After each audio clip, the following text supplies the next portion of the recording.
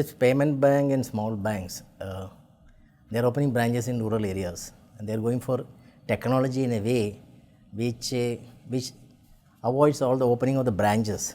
For example, payment banks, one of the payment bank I know where they are just going for handheld devices. Each person, BC, business correspondent, each business correspondent will be a bank. He'll be bank on his own.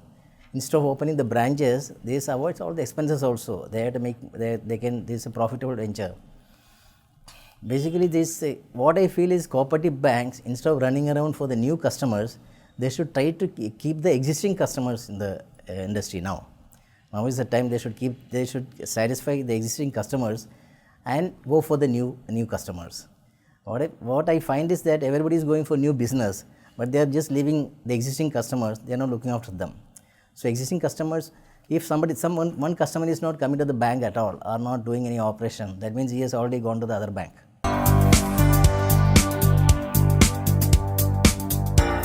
These cooperative banks, what they are doing, they are competing with each other. And if somebody has gone for all the technical things, everybody goes for that. That should not be the one. They should find out what is the business they are going to get. The business should be the driver to bring the IT.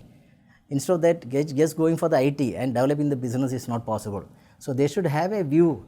They should find out what are the expenses they are making on the IT infrastructure and whether they will be able to cope up with the business development also. I feel that all the payment solution systems like I think ATM is a common thing, debit card is a common thing, maybe for e-commerce and also mobile solutions. And most of all, I feel that they should go for the analytics. Analytics one, where your one bank customer is using, suppose you are given a ATM card, debit card, and that customer is using the ATM card in private banks or some other banks. They are not using this bank, the original bank who has issued the card.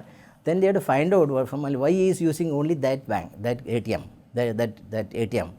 So most of the private banks are finding out from the analytics. They are finding out how the customers are moving towards some certain ATMs or certain POS or certain items why they are using, and accordingly they open the ATM things.